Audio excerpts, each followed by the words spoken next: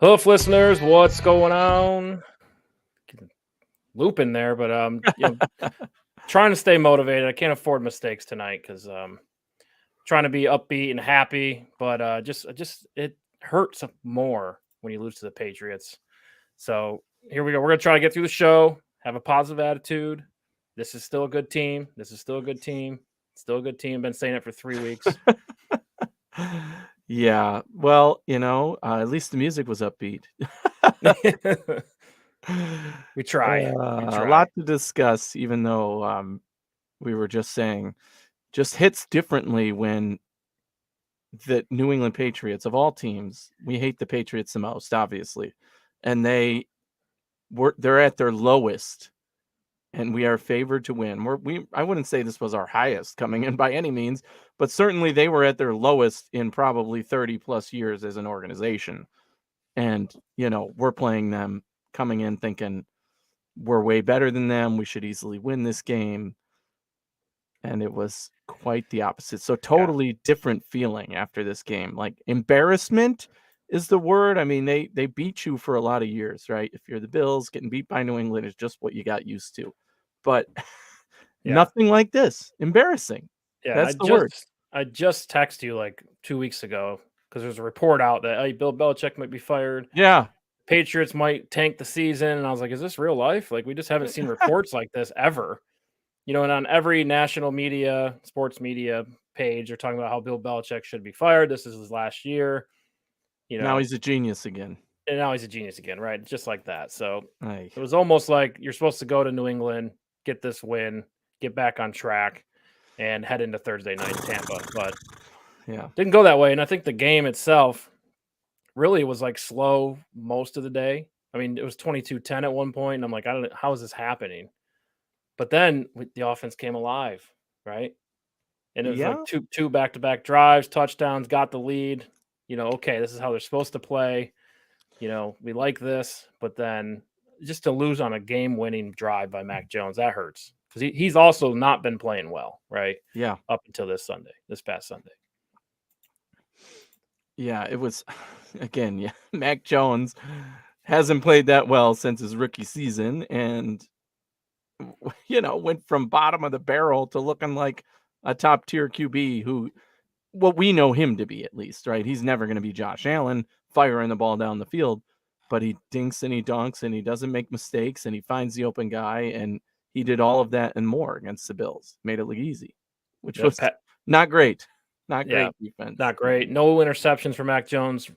Passer rating of 126.7. Oh my God. Only 5 incompletions on the day. Oh, yeah. 2 touchdowns and 272 yards. I mean, you would think that was Josh Allen's stat line, for God's sake, in this game, but it wasn't. And that's the thing. It's just unbelievable that we made Mac Jones. Our defense just was terrible. There's no other word for it. To make them look that good, to make Mac Jones look that good. I mean, we got a lot to talk about, but that's it's painful. How is everybody else writing this guy off as not even a rosterable backup QB, and he comes out and has freaking star-studded game against the Bills? Yeah, I don't know where the motivation came from. I'm guessing it's the negative press that they got, but sure. To New England's credit, had a great game plan. They were pretty efficient throughout the whole day, both on offense and defense. You've heard that one before. I know, but it's like we haven't seen this season, so we're like, oh, they're actually bad. Like the Patriots are actually bad, but they're, I think with Bill Belichick, it's in New England. They can always put it together, here and there. We've seen them play Philly tough. We've seen them play Miami tough. You just don't. And then they had like a drop off where they got beat by 30 points for 2 weeks. So you're thinking, okay, they've given up. This is all they got. But they definitely put a good game plan together and executed. And especially they had a lot of defensive players out. So many injuries. That's what was so frustrating for me. I mean, I'm like, come on. How are these guys getting through our offensive line like Swiss cheese when they've got half their guys out? Their 2 best pass rushers weren't even playing. God forbid they're healthy the next time we see them. What the hell are we going to do against that team when they can actually rush the passer? I mean, the interior offensive line was absolute shit. in this game, and that's putting it lightly, right? All three of them. And it was just stinker after stinker after stinker. Josh Allen certainly did not have his best day. I'm sure we'll talk more about that. But just the fact that the Patriots defense was in Josh Allen's face with their backups, again, we've been using that excuse. Okay, well, we're still playing decent, even though these guys are all hurt and backups are in. Well, so were the Patriots guys. And somehow yet they're still looking like all caliber, all world players against our offensive line. So call it game plan, call it whatever. Ultimately, we're going to get into it more, but there are multiple levels of absolute failure here. Absolute failure. I don't think I've ever said that about a Bills game ever. Okay. From coaching to playing on the field to offense to offensive line, defensive line. You cannot win games. I don't care who you're playing. The high school team down the street. Okay. You lose the offensive line battle. You lose the defensive line battle. You lose the coaching battle. You don't win. I don't give a fuck if Josh Allen's playing with the high school team down the street. You're not going to win a game that way. And every level, the Bills absolutely stunk, and there's no excuse for it. Okay, most of our starters were still in the game. Offensive line, that's the same line that's played all year long. Why did they look like Swiss cheese against this team? Our D-line had excuses. They've got injuries. That Oliver didn't play. We knew they were going to be targeting him. That doesn't mean you look that bad. Okay, you look horrendous. Not acceptable for even your backup players.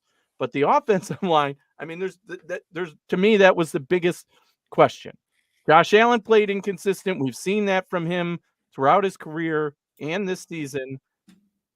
My solve for that, and you're going to love this one, I'm sure. Here we go. Josh Allen. You know how to fix Josh Allen? I've heard lots of things already this week. Fire Ken Dorsey.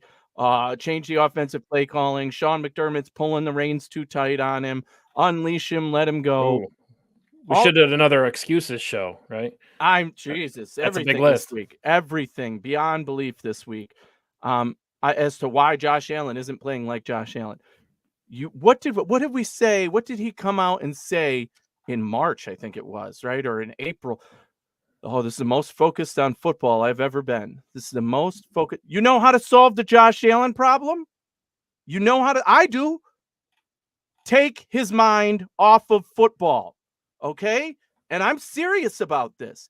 The guy has said, admittedly, I am thinking about football from the time I wake up till the time I go to bed, and this is the most focused I've been on football. Get that out of his head, because this Josh Allen is not good Josh Allen.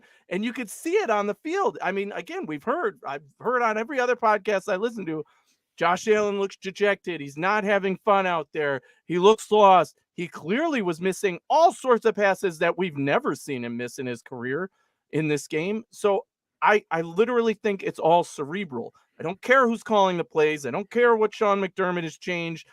To me, it's to fix Josh Allen. It's Josh Allen. Okay. The coaches, and the part that I sincerely hope is that they have an open dialogue about this, right? Sean McDermott needs to look himself in the mirror and say, what is going wrong? And talk to his players and talk to his coaches and say, guys, we need to hear it now. Give us your ideas. Give us your whatever, your feedback. We need to hear it, because this is not working. We are not clicking, and we need to get it straightened out. We still have plenty of time left this season to get it straightened out, but it's got to happen now. And hopefully they have open, honest dialogue. But what I'm saying is part of that should be coaches saying, Josh Allen, why are you not mentally where you were last year? Give yourself a break. Go play some video games during the week, okay? Stop thinking about football. Stop studying the playbook. I'm not saying don't go to practice or something like that. I mean, obviously, you still got to build chemistry and do those things. But from the offseason, he has said this is the most focus on football I've ever been. And the bottom line is these are human beings doing human being things. And Josh Allen is special because he is Josh Allen and nobody else is. From a talent perspective, but also from a personality perspective. Everything about this guy is likable, and he's just not afraid to be himself. This season, we're all of a sudden not seeing that. Even in the big wins, I'd say, you could tell that he just seems a little off. You know, he won Player of the Week twice, but he didn't seem, there was something that didn't feel the same about it, right? It wasn't that high energy, oh, let's celebrate, this is awesome, gung-ho attitude. It's more like, this is a job and I'm getting it done. And I respect that. if that's who you are or that's who you want to be. I totally respect that. But it's just not who we've known the dominant Josh Allen to be. I think you need to have that conversation with him and say, Josh, relax. Just be yourself out there. Go play football. Take the reins off, whatever you want to call it. People are saying, yeah, let him call the offense. No, he can play within the bounds of this offense. I think it's just get him out of his own head. And how to do that, I think, is to just have him take a step back. You know, everything doesn't have to be analyze this, analyze that, be in the film room. Do what you were doing before. Learn, grow. All of that still, yes. Practice, yes. But give yourself a break. Give yourself a breather. Have some fun with the guys in the locker room like you were before, because that's what I feel is the biggest change in Josh Allen this season. I know I just went on like a huge rant there off topic. It's good. Needed to happen. That's the one thing I have not explicitly heard from other people, right? On other podcasts or any other platform. That is really, to me, what I keep thinking about. It's like, man, focus on football. I'm the most focused on football I've ever been. Well, I don't like this Josh Allen. I don't like focused on football more than anything, Josh Allen. Now, what's your theories, though? You think this is Josh Allen struggling, not loving football independently? Do you think it's Sean McDermott? Hey, Josh, can we scale it back a little bit? Like, we want to keep you healthy, because that was a big topic in the offseason. Mm-hmm. Hey, Josh, we want to keep you healthy. We want you to play from the pocket. We want you to use your arm and more arms, less legs, right? And that's just not who Josh Allen is as a player. I think that's a big change for him, right? He can do it, obviously. We've seen it, but we also know that Josh is a hot and cold quarterback, and these cold streaks can linger with him. And the whole team, when he gets cold, they become cold as well, right? And I think we've been seeing that recently. Yeah. And I don't think it's his skill has not changed. I think it's just mental, right? He's just overthinking it. Maybe his shoulder, we saw him get hurt in the Giants game. Maybe he's understating that, and the people in the room know what's going on. But let me tell you, that bomb down the field to Diggs in this game, that certainly didn't look like it bothered him one bit. Just flick that ball. Which one? He was 10 yards overthrown. It was way off, right? Yeah. The only bomb down the field, I'm pretty sure, was the only play he bombed it. Well, they had one. So one where Diggs fell down and got up and scored a touchdown. That was a pretty long throw. Yeah. That was. And then there was also like 30. No, this one was like 50 yards in the air. Right. Well, there's also the one where there's like 12 seconds left, and he threw it down the field to get in field goal range. Diggs had it, but dropped it. That was also a very long throw. Oh, yes. But the one I'm talking about, the one overthrow he had, it was ugly because he was wide open. Diggs had 10 yards of separation, was wide open. Allen let it rip, and God knows, again, the offensive line was Swiss cheese, and there was a guy who whacked him right as he released it, but he was able to get it off perfectly, and it was just way inaccurate. And usually that's not – Josh Allen does not let somebody that wide open get loose. It's one thing if you're saying, okay, I'm just throwing this out there for my guy, but he was open. You got to hit him, right? And there were more plays like that by Josh Allen in this game where he just missed open guys or isn't seeing – the field the right way, isn't seeing the open man, and is trying to go for whatever the first read is or whatever, the guy he's locked in on is. So we got Josh maybe not having as much fun. We got Sean McDermott telling him scale it back, with the legs and taking hits. Yeah. Could it be also that this team has, in the past few seasons, they constantly say, got to get hot at the right time. Right. And it's very early in the season here. You're sitting at 4-3 in the AFC outside of Kansas City. Looks like it's going to beat itself up. Right. 4-3 is a pretty good spot to be at this point. With all the things that have been going on, Yeah, but, certainly. Do you think it's maybe they're just waiting to get hot later in the season and kind of taking it easier? Because in an NFL game, you can't take it easy. Yeah, there's no such thing as waiting, right? I don't think teams are like, well, we don't want to get hot right now. We'll wait till we're hot later in the season. It doesn't work that way, right? Otherwise, everybody would be bottling it up for the end of the season and into the playoffs, right? Hopefully, that's the ideal scenario right now, right? We're going through the trials and tribulations. We still haven't found our clicking offense. The defense is dealing with a ton of injuries. There's a lot to overcome right now. But if we get through this couple of weeks, we could be playing our best football as this unit is composed in December and into January, which is super important, right? That's what you want when you're going on a playoff run. So, yes, that is the ideal scenario, and that's what we're hoping for. Whether or not that's feasible, we're going to find out in the next few games for sure. For sure, yes. We got Thursday night this week. Got the weekend off, and then going to Cincinnati. So quick turnaround here at Thursday night, and then tough game in Cincinnati. That's going to be a great game to watch. But yeah, a couple stats on this game. Bills were 5 for 12 on third down. Right, we know they only scored 3 points in the first half. That one field goal. Interception on the first play on offense. I mean, it's just more struggles. They did have another missed field goal as well.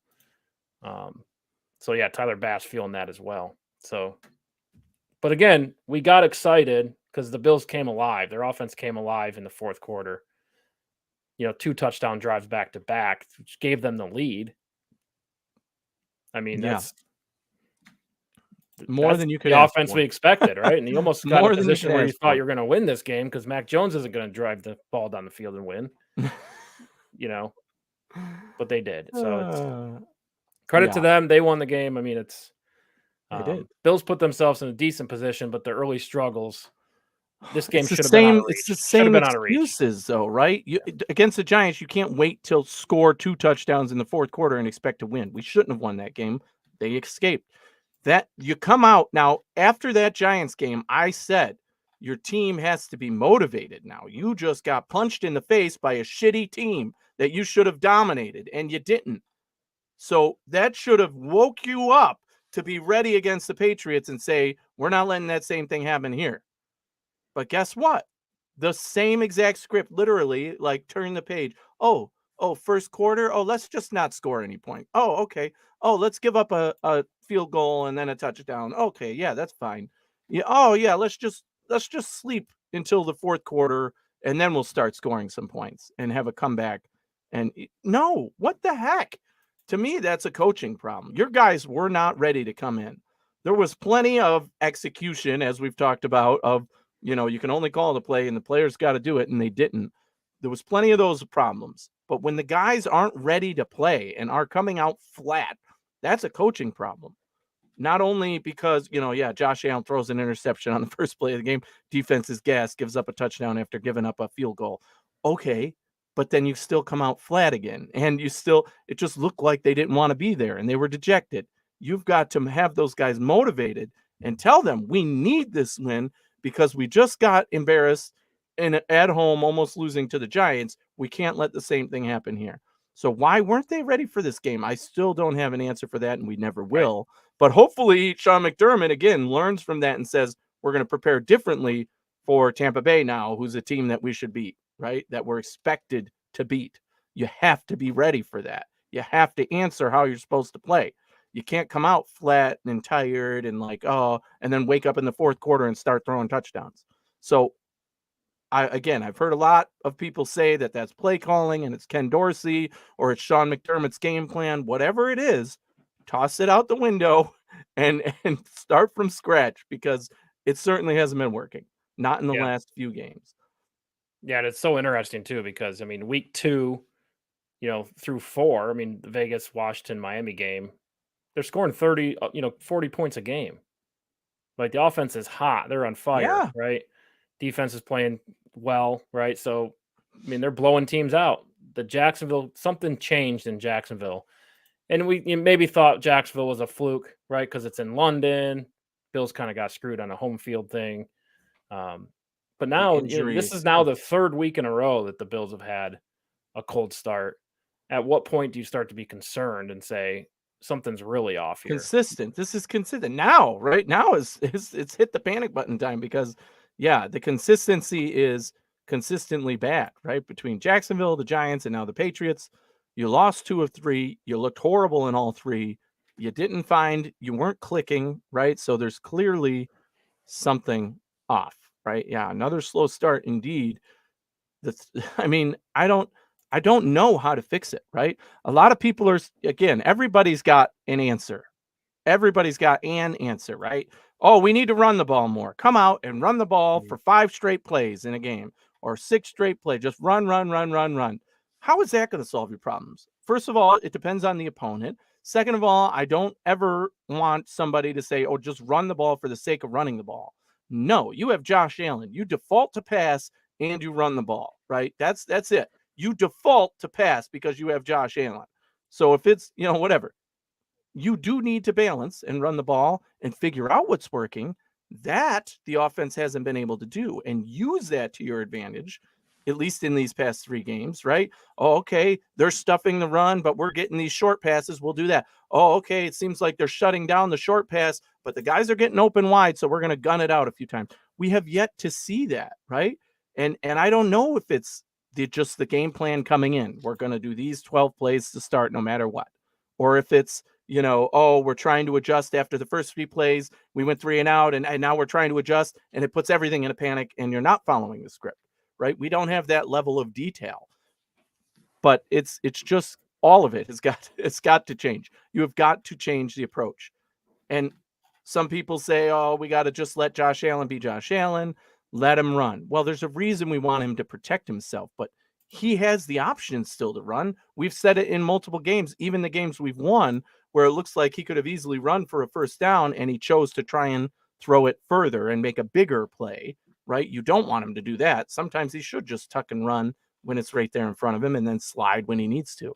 But it has looked like he just has defaulted to not running where possible, which is okay. And to use that then as an excuse, just like we said in our excuse episode, is a double-edged sword. You can't have it both ways. Oh, we want to protect Josh Allen. Oh, run the ball. Oh, don't run the ball. Oh, run the ball. No, just there's going to be opportunities to run the ball. He has to know when it's okay to run the ball and when not. And I agree, you shouldn't hold him back from doing so, but he is a quarterback and his job is to pass it first, and he is always going to look for that option before he's going to, tuck it and run. Yeah. It's very interesting because the Bills are still a productive offense when you look at yardage, right? They're 5th in the league in team offense. They're 5th in the league in passing yards, 12th in the league in rushing yards. I mean, but even scoring percentage, right? How many times, when you're on the field, how many times do you score? They're 15th or 5th. Sorry. They're 45% of drives become a score. So statistically, it looks like they're on track, but they're just not getting points. It feels like they're not finishing drives, right? Yeah, I mean, that's exactly what's happening. It's there, even when they dink and donk yardage, in these last couple of games, it hasn't led to even field goal or points, right? I mean, Tyler Bass, a few missed field goals in the last few games. Not sure what's going on there, if there's just an uncomfortability or it's just the bad luck streak for a little bit. We know Bass is fully capable of making a kick from anywhere on the field, and he just has missed a few. So that kills momentum too, in a way. You're still going to get the stats, but you're not going to get any points. Right. Plus, we should split it, right? The first 4 games versus the last 3 games. Yeah. I mean, that split would be a lot different, but we'd have to look at that. But as far as Tyler Bass, I think it's because he wears one eye patch. So one eye, the sun blocks one eye, but the other one still gets blinded. I think that could be some of the issue. But my buddy's dad said that during the game. That one had me rolling. I thought that was funny. But yeah, got to figure it out. Where do they go from here? Well, you got Tampa Bay here in 2 days. That's a good time to bounce back, right? And get back on track. It's at home. Go into the long weekend. But yeah, something's got to change with this slow start. I think the players know that more than anybody else, right? But I think it's just finding an identity, right? It seems like the identity's off a little bit right now. We've gone from targeting Diggs, a ton 2 weeks ago to now they're back to spreading the ball around, right? So it just seems like something's not gelling early on, and I don't know what it is. I think, right, we've talked about, got to get something going short. We did see Dalton Kincaid get going in this game, 8 targets, 8 receptions. That was beautiful to see. But that's just, it's good. It builds momentum, right? When you get those short underneath throws, and Kincaid, that's what he does. That's why you draft him in the first round. Reliability. I talked last week about Gabe Davis, right? 2 games in a row, he made game-changing mistakes. You could put the loss on him for those mistakes he made, in my mind. That is unacceptable. And I already said, salute to you, sir. I hope you have a great rest of the season as a Buffalo Bill, and then go sign with the next team because, we're moving on from there. This game further cemented that. Dalton Kincaid is now the number 2 receiver in my mind. He 8-for-8. 8-for-8. The dude has proven he catches the ball when you throw it to him. The Bills have needed that for a long time. We've had issues with drops and, near misses and all these things. Dalton Kincaid has sure hands. We talked about this when they drafted him. That is an excellent thing to have, especially for Josh Allen. The reliability is there. Now, Josh needs to make sure he builds that chemistry. This was a great stepping stone in the right direction of, okay, now I can trust this guy. Now we're building it. Now we're feeling it in live game action. You've got to keep that momentum going, especially now with the Dawson Knox injury. That's going to give him a lot more opportunity, I think. And for sure, it's a number one. It's your first round pick. You basically picked him as a receiver, right? Even though he plays tight end. And now he's going to be hopefully more prominent in the role that we were hoping he would be. But he's only been called on and done what he can, right? It's not like you can say, okay, we want him to get this many targets. And as for the identity thing, I understand they don't have the chemistry. They're not clicking, right? Again, I'm not a true believer in identity of a team, right? Josh Allen, that team should have enough chemistry that they could come out and run the ball, and Josh Allen can dink and dunk short passes, or they can come out and air it out and bomb it down the field and go down your throat. They're dynamic enough. The players, the offense, the team is built in a way that they should be able to do anything, right? This isn't like everybody's talking about the Miami offense because they have running backs and wide receivers and whatever. We can match that, and we proved it against them, right? So I don't like that, people are like, oh, you need to run the ball more, get your run identity better. Okay, but is that really what you want to do? Go into the game saying we're going to be a run first team, even though we have Josh Allen? No, right?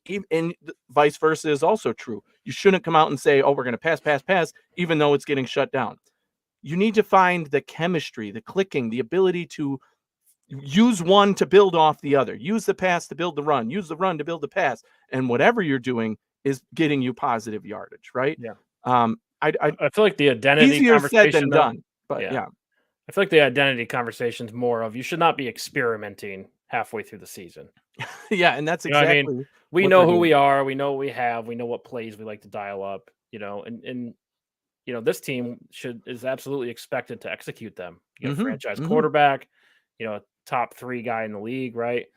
Ken Dorsey now in his second year. We've seen flashes, like we've seen them play extremely well. Like the first 4 weeks, I mean, what the Bills are. They're a high-flying offense, and they can do a lot. They can spread the ball around to a lot of different places, right? But that seems to have gotten lost the last 3 weeks. They're still trying to do that stuff, but it's just not working. Yes, so, you have to almost reinvent who you are, but at this point, you don't want to see experiments. And I mean? Exactly. They're still experimenting with who's the number 3 or whatever you want to call it, pass catcher, right? I would say at this point, there's obviously Diggs, no matter what. And people want to talk about force feeding or whatever. I don't care. Every game, he should be getting 10 plus targets, and he's going to produce no matter what, right? If he only catches 5 of them, he's still going to be productive, and those are going to be big catches. If he doesn't catch any, I don't care. He still should be targeted if he's, out there, basically. Kincaid is now the number 2 in my mind, clearly, because I don't trust Gabe Davis, and I don't think Josh Allen does anymore. Well, I think at least enough to be that guy to be the second option, right? So Kincaid's the second option. Well, I mean, it's interesting. That's interesting because with Dawson Knox out, though, Kincaid's the tight end now.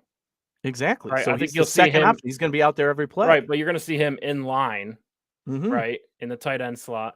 But I think the plan was coming in, you could call him the number 2 receiver because he's playing in the receiver slot. You know what I mean?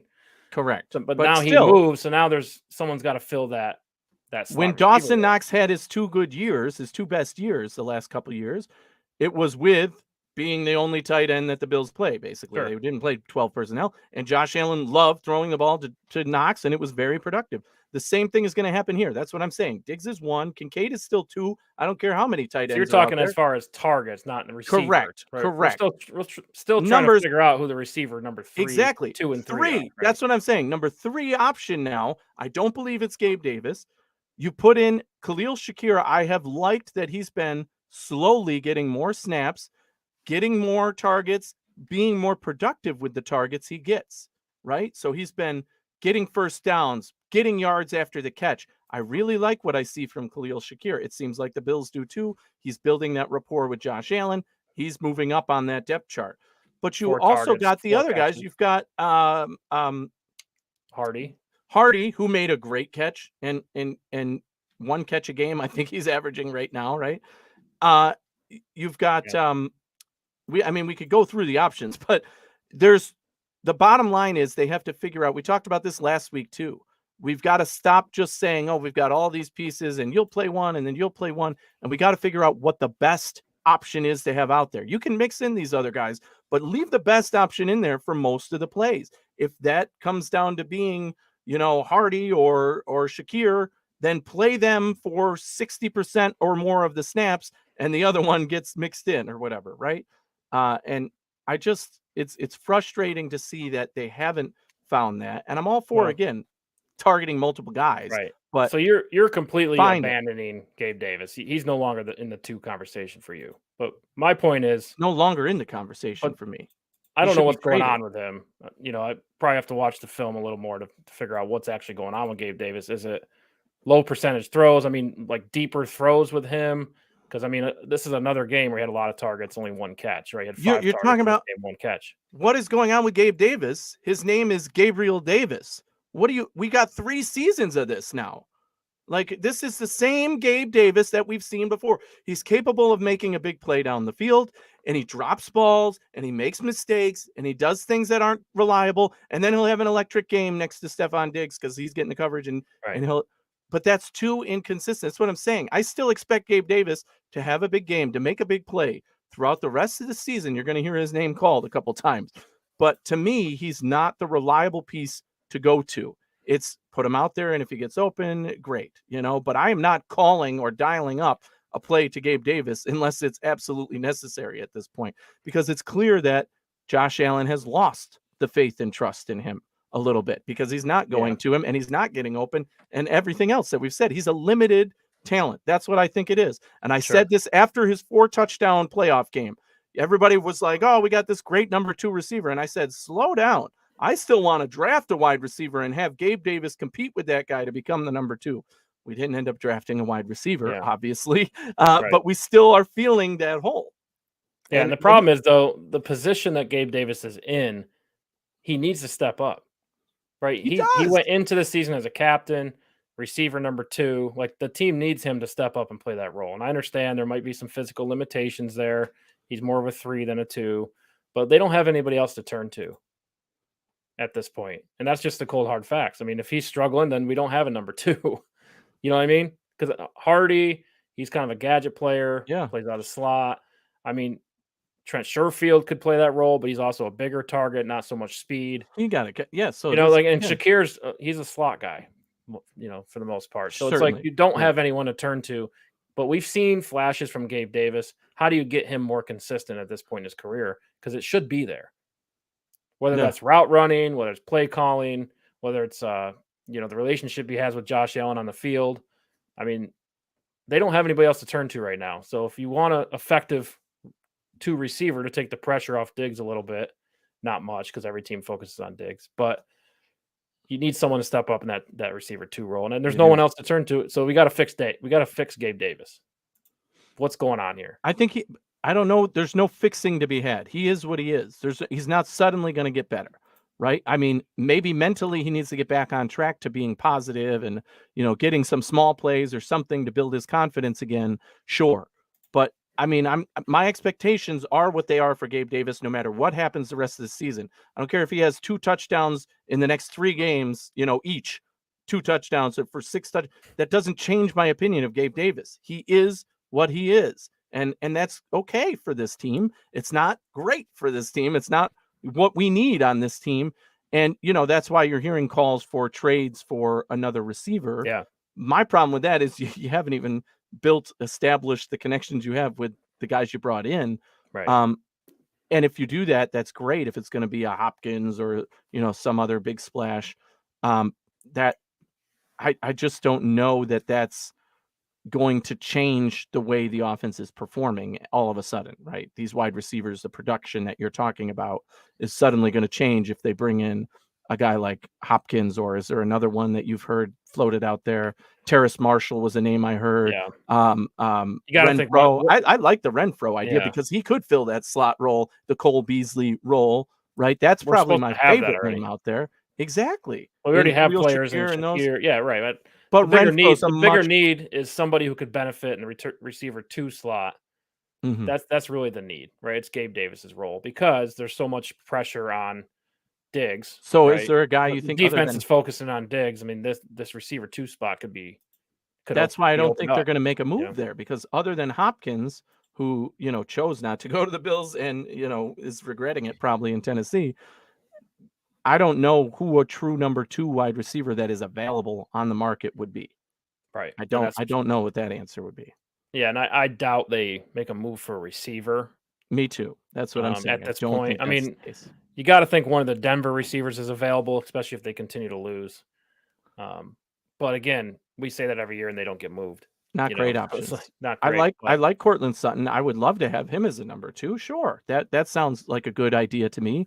But realistically, I don't know if they're willing to give up what it would take to get a guy like Cortland Sutton or his contract. And same with Jerry Jeudy, I'm not as high on.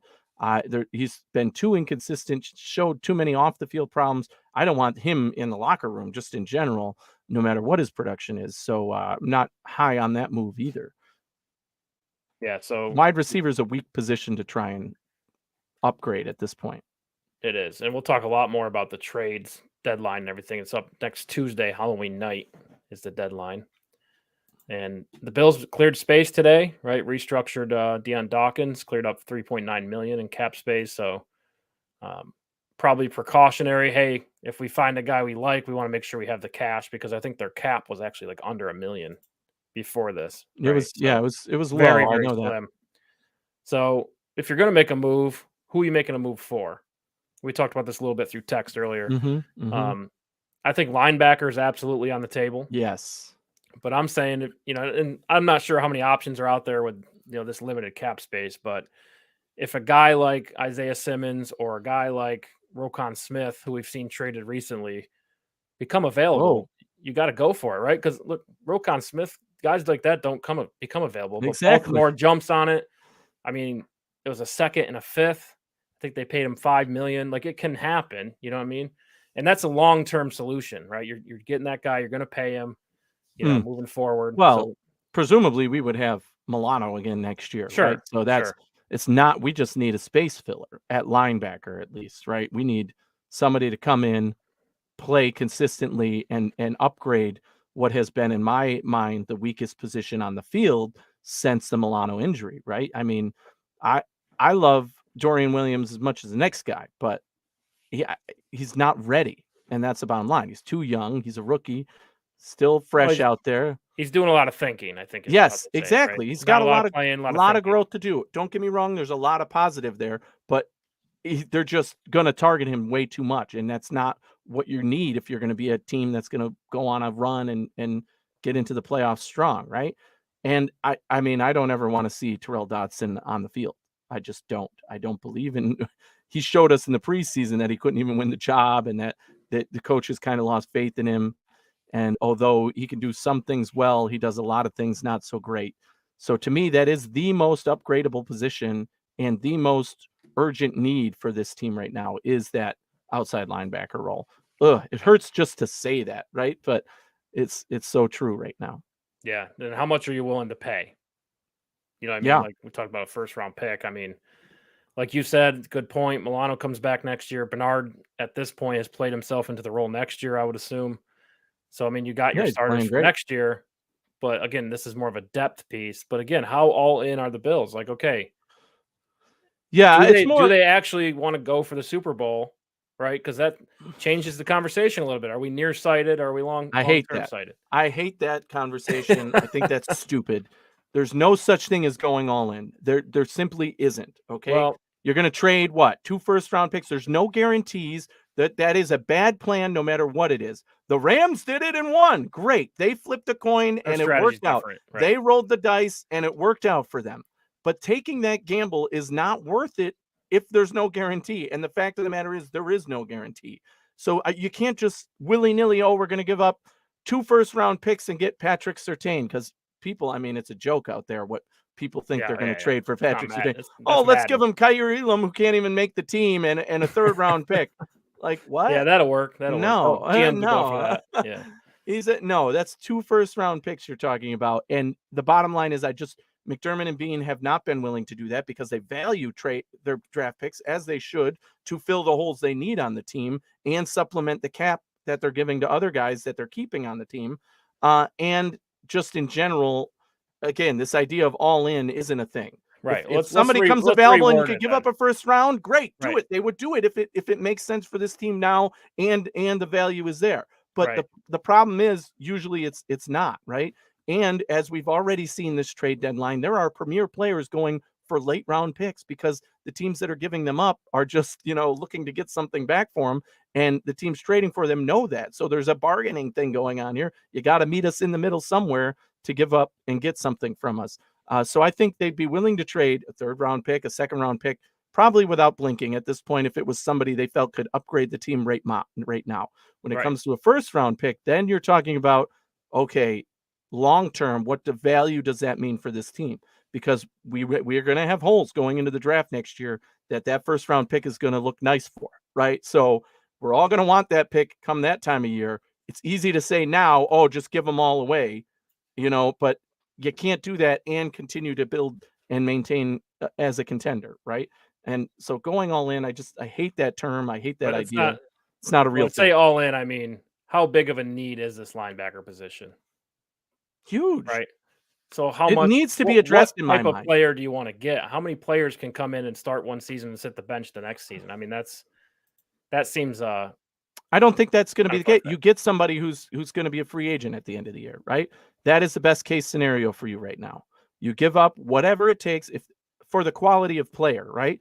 You're not getting, the best linebacker in the league for a 2nd-round pick just because he's a free agent. But you could get, I can't even think of names that I've heard out there, but the Vikings, for example. But I don't think the Vikings are sellers. The Raiders, but they're not sellers. The only sellers are the Broncos, and I don't think there's anything there for us, at least right now. So unless something comes clear, there's not going to be a lot out there, and you're going to have to take a veteran player who might not be playing up to his biggest potential years, but still has the smarts to play. Exactly. Right. On their team, if there's a guy big, that's a good point too. There might be a veteran who, a team that is contending, that is still in it, says, you know what, we want to give this young guy more playing time. We're willing to give up this guy. And, the Bills pounce on that as well. So I think there's opportunities there. And I think the Bills, for the first time under Sean McDermott, I am saying that they need to make a move, right? A lot of moves could have happened. Every year people dream about we're getting this guy, that guy. And I've always been the reality check saying, no, it's not going to happen. First of all, nobody's going to give up what that team is asking for that guy. And often those players end up not getting traded. This year it's, Derrick Henry, or it's, Devontae Adams, right? Like, no, it's not going to happen. I did see a report that everyone's for sale in Tennessee. We saw the Eagles move. They traded Bird. It makes sense. They should for be Terrell Edmonds. Yep. So why not? Right. Yeah. So give them a call. I mean, exactly. There's the Bills have got to make a move at linebacker, because the play we're getting now is not going to be enough to maintain what you need to stay a contender. It's going to be enough to win some games and to still look good. But what we saw the Patriots do was attack that position and do very well at it. Yes, we were weak in other spaces, which made that even more vulnerable. But to me, that is the biggest need, and it needs to be addressed. And if they don't do something before the trade deadline, or find a guy on the street, or whatever it might be, then I feel like that's going to end up being the fatal flaw down the stretch, going into that playoff run, going into the harder stretch of the schedule, that you're going to look back on and say, God, I wish we gave up a 1st rounder for that guy that on that team that was willing to give him up. Right. Yeah. And the deadline is fast approaching, right? So it's like now or never. And the Bills got a game to play, so the focus is on that. Realistically, I don't think the Bills are going to trade for any wide receiver realistically, unless they get one dirt cheap. I don't think that there's going to be a cornerback that's suddenly available. If the Bills can get a cornerback, great. But I think they're also content with the 2 guys they got out there. Dane Jackson has proven that he can at least maintain the level of play He's not Trey White by any means, but he can at least maintain out there. And then that's why I say linebacker is the biggest, right? So those are the only other positions that I could see us trading for. Wide receiver, cornerback, sure, if the opportunity arises and it makes sense, much like the Eagles, who are making those moves because they make sense and, it improves their team. But linebacker is something teams are going to know you need to make. I think there's a small need at defensive tackle. I mean, there's a lot of depth there to fill that. But good point. Because of the injuries, defensive tackle has been exposed, and I think the guys we have in there, Poona Ford, Tim Settle, especially in this game, like we had talked about, just simply not good enough. They got embarrassed out there. They got run over. I was like, Jesus, these are big, huge guys. They can't close a gap. Like, you can't go after. Like, my missing God. that Oliver too, right? That hurt. Yep. That's absolutely. So we hope that is much more short term than long term. Hopefully he's able to play on Thursday. Yeah. We haven't really gotten a major update on that yet. But so when we talk about long-term solutions, if there's going to be a big move, receiver almost makes more sense because Gabe Davis on the last year of his contract, you could bring a guy in that's long-term, right? So that's an interesting thing to follow. Yes, and maybe a team like the Titans would be interested in getting a guy like Gabe Davis just to have a few days of, a few weeks of checking him out to see if he can build chemistry and do something with them, right? So there is opportunities to give up a piece like Gabe Davis, who, because you're still going to need to clear cap and all of that. And if you're bringing in a receiver, you got to lose one somewhere. That could make sense to me if they go that route. And the fact that he's a free agent at the end of the year and it's not looking like it's going to be a good idea to re-sign him. But you got to be sure the guy you bring in is a long-term guy, right? You don't want to end up in a bad situation, worse off than you are now. Certainly, depending on what pick you're giving up, right? Because that pick is really the value, not Gabe Davis, because he's gone either way at the end of the year. Yeah, I think you're probably right. All right, so that's we'll keep an eye on that. Check out our show. We're going to do pregame for the Bucks at the Bills on Thursday. So be sure to tune in for that. We'll talk more trades, and then next week we'll be live Tuesday to recap all the trades that happened at the deadline. Be sure to tune in. All right, let's get in little touch on the Thursday night football game. Bucks travel to Buffalo. We'll get into more of this. Obviously, Thursday we'll beat this game to death with our analysis. But what do you think? First initial thoughts here. Is it a must-win for the Bills?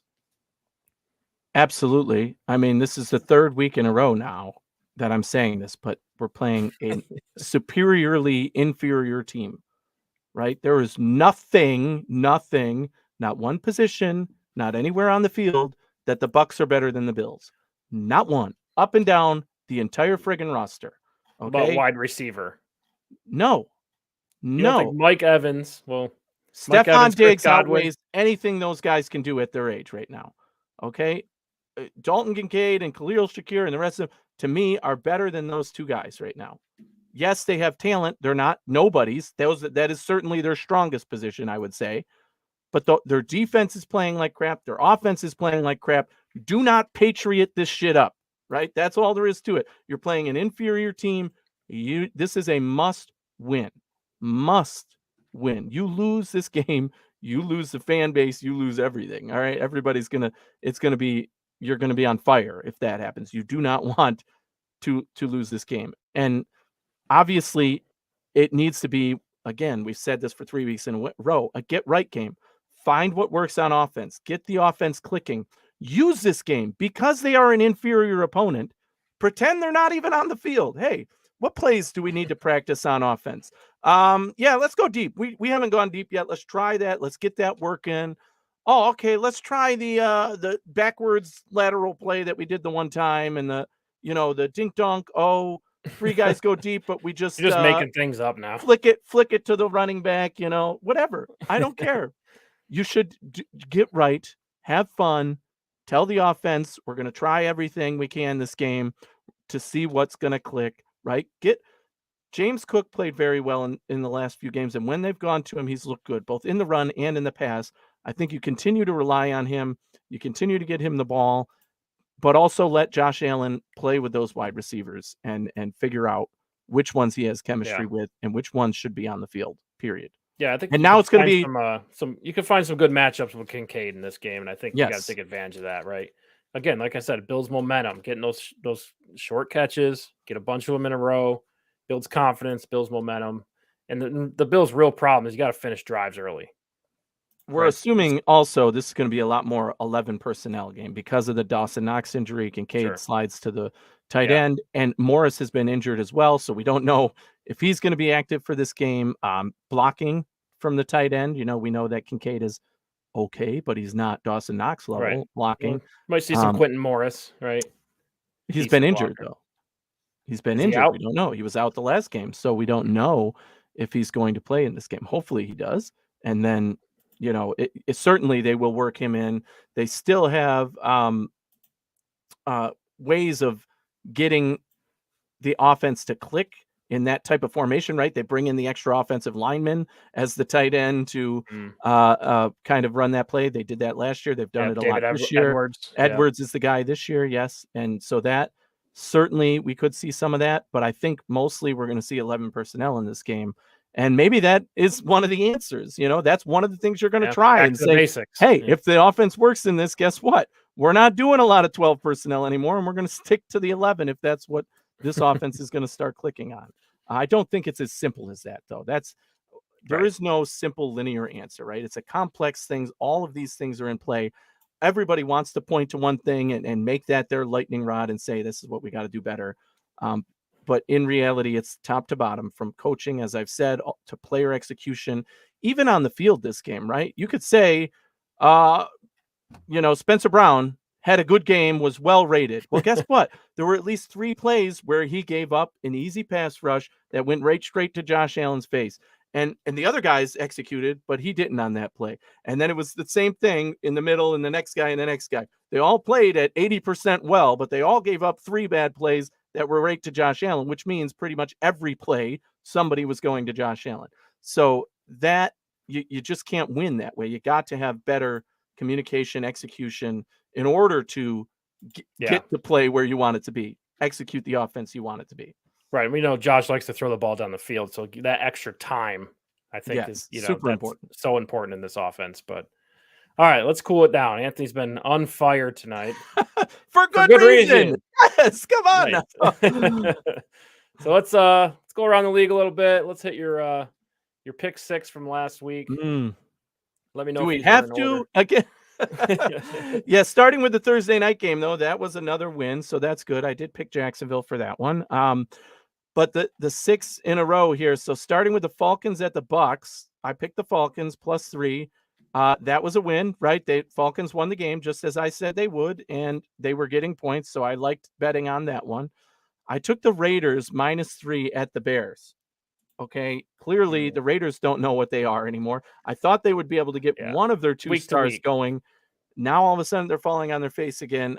You lose to the Bears. That was pretty embarrassing, and it was pretty much all Bears all the way. With a undrafted quarterback, right? Yeah, right. So speaking of, here's now the Browns -2.5 at the Colts. This game was super frustrating. At the end, the refs really kind of handed it to. Yeah, it's so weird. The refs this week were so weird. Did you see the Iowa game in college though? On this topic, real quick. No, I didn't. So the score's like 12-10. I forget who they're playing. Oh, the run back Iowa. He runs it back for a touchdown. Yes, the refs huddle up. Oh, you waved your hands. And then he said they called a fair catch, but that's just so bad. That's so blatant. I did me very concerned about the integrity of the game with all this betting stuff. I saw the replay and I'm like, what? I did not see any waving of the hands. Right, like you're saying, I don't know. Refs need to get paid. Okay, we all have talked about this. The NFL refs do not have full-time. That's not their full-time job, and it needs to be, because we're seeing it go nuts this year. And in this game, that's exactly what I was thinking. And in my Eliminator League, a lot of people, like 8 teams, picked Cleveland to win. So I wanted Indy to win. Even though I bet Cleveland for my pick 6, I'm like, well, at this point, just let Indy win the game. They were winning. And a couple of bad calls at the end. 2 in a row, back to back. Oh, yeah. It was interference calls on the defense. One of them was offensive pass interference. It was obvious. Yeah. In the replay. The second one, ball's uncatchable. They still throw the flag. Yeah. Back at the end. Oh my God. It was disgusting. Horrible. So I couldn't believe it. It didn't, affect me personally or anything, other than I lost the pick 6 bet here. despite the Cleveland win. But Indy definitely got hosed there is the point. And, it just barely missing the coverage just makes it hurt more. Sure. This game, again, here's the next one. My number 3 was the Rams versus the Steelers. I took the Rams. The Steelers, I felt like the Rams had momentum. They're the better team. They did a lot wrong in this game. They missed a bunch of field goals. Their kicker got cut for it. And they just couldn't get the offense clicking against a very good Steelers defense. And the Steelers right now, Eric, have the same record as the Buffalo Bills. Whoop, whoop. How is this humanly possible? I don't know why I'm cheering. The only reason I'm cheering is because I picked the Steelers last week, and that was my exact point. They're the most surprising team this year. Yes. Because we all thought they wrote off. Offense is going to suck, can't run the football, but here they are, 4-2 in a very competitive division. Unbelievable. And going out to LA and getting a win, not easy thing to do. So Steelers are on track, right? Yeah. Finally, and we get a win here. Another win. This is the Seahawks versus the Cardinals. The Seahawks did exactly as I thought, got back on track. Their offense was clicking very well against the Cardinals. Cardinals still able to produce a little bit, but just an inferior team all around. Maybe they'll have more pieces to trade, but it looks like they've already done that for the season. So good on the Seahawks getting back on track and getting me the win there. And then, of course, my big bet of the week, another embarrassing loss from start to finish for the Detroit Lions against Baltimore. Good on Baltimore for winning this game, and they look great. And it was really their stamp to say, we are true contenders in the AFC. We are getting things going on offense. By the way, my AFC championship game prediction was the Bills over the Ravens. So that's at least looking like Ravens looking good. Yeah, this is a huge win for them. Certainly was there. Everybody was very high on Detroit, rightfully so in my mind. And I don't think this is a major setback for Detroit by any means. Losing to an AFC opponent on the road. Yeah, it's not ultimately going to affect their path to the playoffs. But it was a good statement. Hey, we can still beat good teams. This is who we really are for Baltimore. Yeah, big win for Baltimore. Very competitive division, right? Ravens at 5-2, Steelers 4-2, Browns 4-2. Cincinnati at the bottom right now at 3-3. Yeah, because everybody else in the division won while they slept. So it was not a good bye week for Cincinnati. So the pressure is really going to be on Cincinnati. Not good news for Bills fans in 2 weeks. Anyway, one more topic here before we get out of here. Here we go. So we've seen 3 weeks of the cold offense. Everyone has a bad taste in their mouth for the Bills. So we want to go through the schedule and predict the Bills' record. Hopefully, so we can look at it later and be like, oh, that was a funny time. Remember that when we picked them to lose a lot? So, Anthony, this is you. I'm going to call out the game. Tell me win or loss. And I'll all call right. out the so we currently sit at 4-3. 4-3. 4-3. They've basically, of the last 3 games, they've won 1. And we call this the cold period for the offense, right? Yep. So here we go. Thursday night, Tampa Bay going to Buffalo, 8:15 game. Dear God, what's the outcome? Win. Okay, please. So bounce back. Bills are 5-3 at Cincinnati. Oh boy, on the road. Cincinnati's backs against the wall. Tough matchup. They beat us in the playoffs. Loss, right? I mean, this was a loss to me. I don't think you could say it any other way, right? The sample size we've got of the Bills and Bengals is. Don't get me wrong. Kick their ass. when it comes to that week, I will tell you why the Bills are going to win, and I will mean it. But to me, that's a tough matchup, even before the season started, no matter what your expectations were. So week 9, Bills are 5-4. Okay, week 10, Denver comes to Buffalo, another primetime game, Monday Night Football. What you got? Against the Broncos, W, obviously. Hopefully they will have traded away some more pieces by then, and they're even weaker. Right, that'd be nice. So now the Bills would be 6-4 going into week 11. Division rival New York Jets come to town. What you got? At home, you're not going to lose to the Jets twice. I'll take a W there. All right, so we're 7-4, and you got to go to Philadelphia. Tough 4:25 game. Yeah, this is another easy one to say. Loss, but I honestly think the Bills are going to wake up for this game and play well. This is their W for me that most probably don't think is going to be a W. Okay, so you're taking them. So what are we at now? 8-4? 8-4. Going into week 14 at Kansas City, 4:25 game. I hate Kansas City. I do. So I'm going to count this one as a loss. I really think if you could come out of Philly and Kansas City with at least one win, I would take that at this point. 8-5 loss at Kansas City. Why do the Bills play at Kansas City every single year? Every year, because they don't like playing. But I don't think Kansas City has ever played in Buffalo. It's because they get the 1 seed every year. So yeah. Okay, 8-5 going into Week 15. Dallas comes to Buffalo, another 425 game. W. I'm not a believer in Dallas. I think they're going to have more troubles come that time of the season. They're going to be floating around 500 and, wondering what they can do. So I think that's going to be a win at home.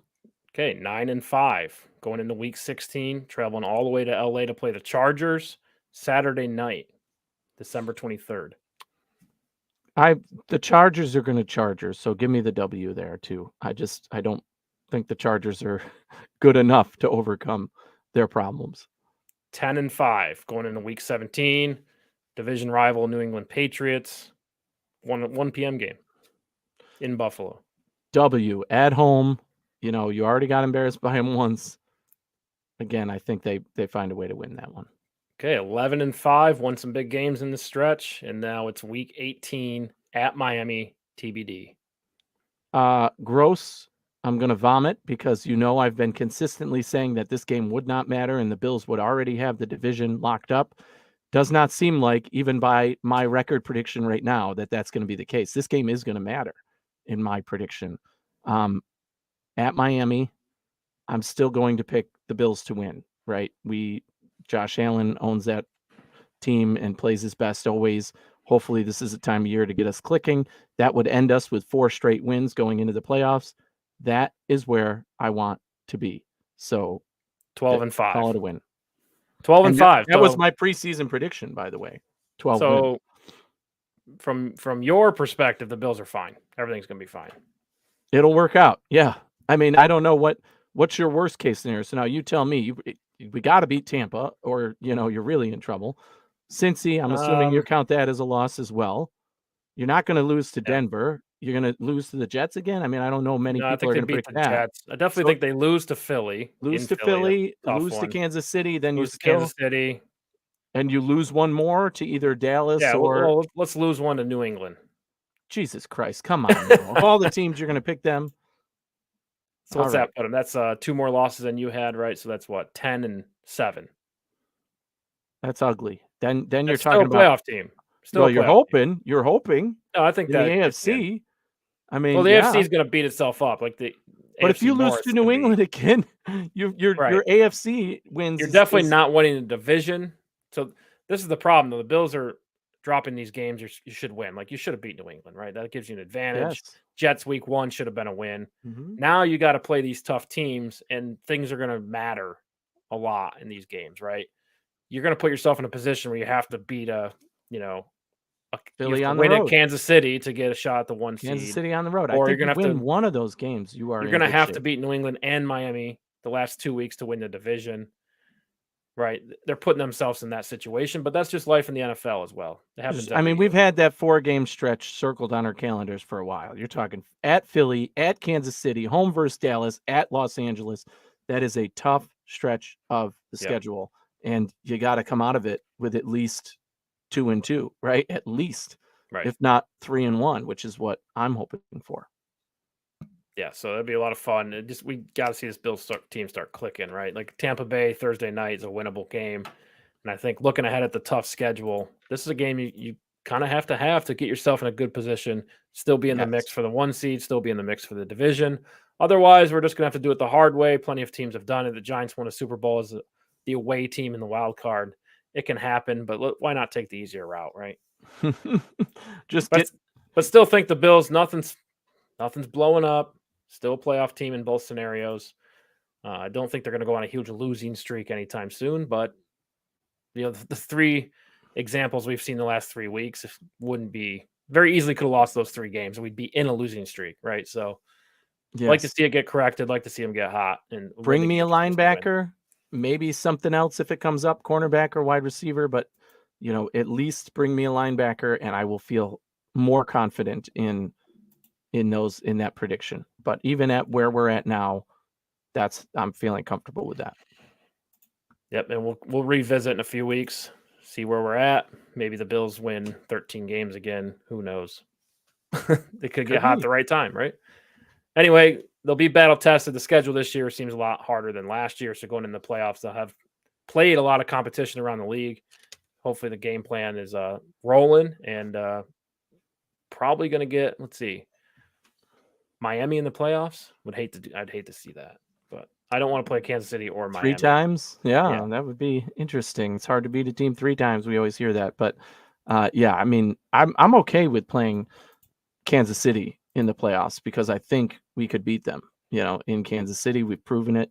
We're good enough. Definitely, I don't want to. I'd rather play them. Oh, I don't want to either because everybody's going to be favoring them. But yeah, and they know what they're doing. Kansas City is that team that just rips your heart and soul out, right? You'll have a lead. Let's say, a lot of teams get up 3 maybe scores with 13 seconds and they left, just rip your heart out, right? It happened to us, right? Yeah. So I'd rather not go to Kansas City, but we're way far away from that, but we can dream. Anyway, that's all we have. Be sure to tune in for our pregame show Thursday night as the Tampa Bay Buccaneers come to Buffalo. We'll get you ready starting at 6 p.m. Talk for about an hour, get every breakdown of the game, maybe touch on Cincinnati a little bit at the end. But Bucs coming to town, good opportunity for the Bills to turn it around, and we'll see you then. Thanks for kicking it with us.